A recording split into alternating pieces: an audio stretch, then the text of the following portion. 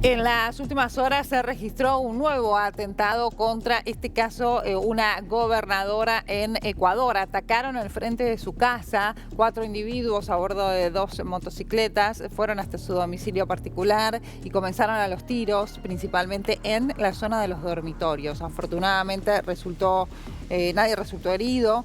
Lograron salvar su vida. Se trata de la casa de Connie Jiménez, la gobernadora de Los Ríos. Tengan en cuenta que es una de las provincias donde rige el toque de queda.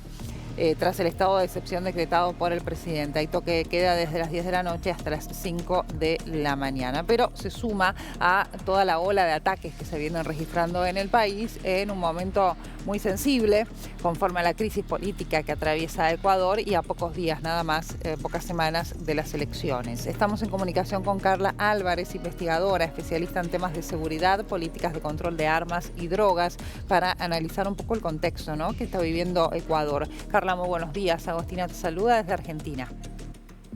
Hola Agostina, buenos días, un saludo a la audiencia. Bien, por supuesto es preocupante la situación que se está viviendo en Ecuador. No sé cuál es el análisis que haces de lo que están viviendo y paralelamente de las políticas de gobierno que se han tomado en los últimos meses.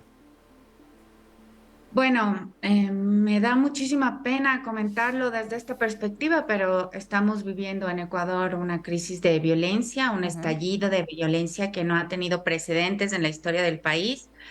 Tenemos un crecimiento exponencial del número de muertes violentas en las calles, también dentro del sistema carcelario y también tenemos la mayor ola de violencia política Claro. sufrida nunca antes en el país. Entonces, todos nuestros indicadores ahora están en rojo. Frente a esto, ¿qué te puedo decir? Los ciudadanos y ciudadanas creemos que las respuestas del gobierno son absolutamente insuficientes. Hay una deficiencia de gestión de los recursos públicos, es decir, hay dineros comprometidos que no han sido gastados para comprar equipamiento adecuado para la policía o para comprar patrulleros o para que la policía pueda funcionar. Tenemos un déficit en la justicia que también tiene graves problemas para tener todos los insumos que necesita, desde cosas básicas como impresoras. Es decir, tenemos un Estado famélico frente a un crimen organizado que está robusteciéndose cada vez más y que empieza a controlar como la vida cotidiana de los ecuatorianos y ecuatorianas. Claro, porque digo, excede las paredes de las cárceles, ¿no? Lo que está sucediendo. Es decir, mismo los narcotraficantes, los líderes de distintas bandas narcos, manejan, si se quiere, digamos, lo que sucede en las calles desde el interior de las cárceles. Así que es un doble problema. ¿Qué debiera ser una nueva gestión en Ecuador, considerando que estamos en la antesala de lo que será la elección de un nuevo presidente o presidenta en el país? Bueno, el siguiente gobierno tiene muchísimos desafíos y hay todo por hacer, porque el gobierno actual del presidente Lazo ha sido eh, muy deficiente en su gestión. Ujú. Entonces, el siguiente gobierno tiene que tomar medidas inmediatas. La prioridad hoy por hoy para los ecuatorianos es la reducción de la violencia.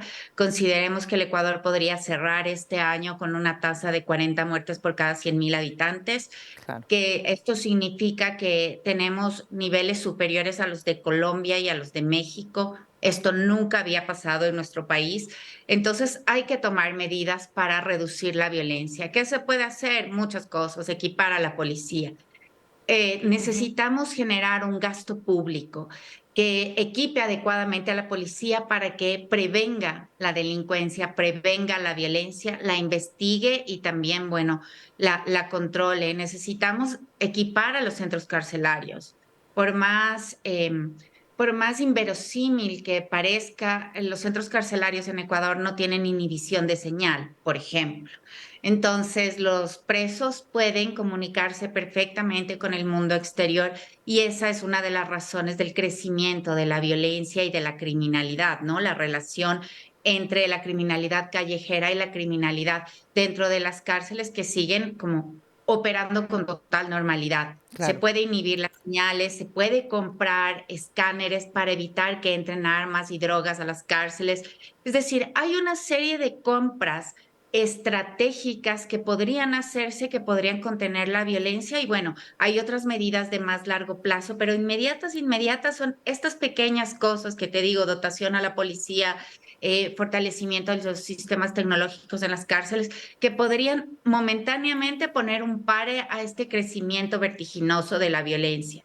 Después hay que tener indudablemente un plan y una política de seguridad consistente, pero como te digo, se puede hacer esto, que sería poco y que podría tener buenos resultados.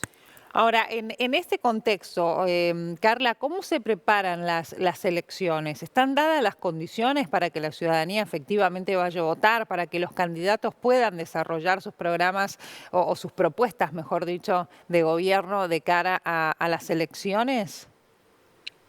A ver, yo creo que la población está como preparada para votar. Ese no es el problema. La población está un poco agotada de la ausencia de gestión y del incremento de la inseguridad y la violencia.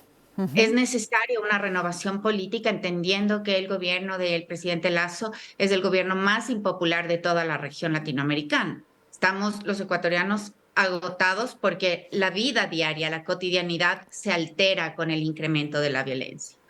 Frente a esto, los que creo que podrían estar menos preparados son los candidatos. Hay muchos candidatos que son unos outsiders que entran recién en la contienda política y en la campaña electoral, a ratos a tientas, sin tener ideas claras de cómo hacer, cómo llevar adelante una gestión tan compleja como la que requiere el país actualmente.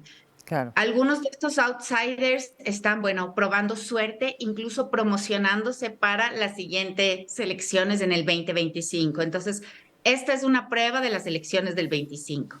Hay, por otra parte, otros candidatos que tienen como un respaldo de gestiones anteriores, que tienen más conocimiento del funcionamiento del Estado. Y bueno, estos candidatos, específicamente la candidata de la Revolución Ciudadana, es la que lleva la delantera en la votación o en la intención de voto hoy por hoy. Y bueno, es lo que le está favoreciendo la voluntad de los ecuatorianos y ecuatorianas. Entonces, bueno, está un poco reñido, digamos, pero hay unos claros favoritos que eh, podrían verse o podríamos tener el resultado ya para el 20 de agosto. Carla, muchas gracias por este contacto con nosotros. Gracias, Buena semana. Agostina. Un saludo a todos y todas. Hasta luego.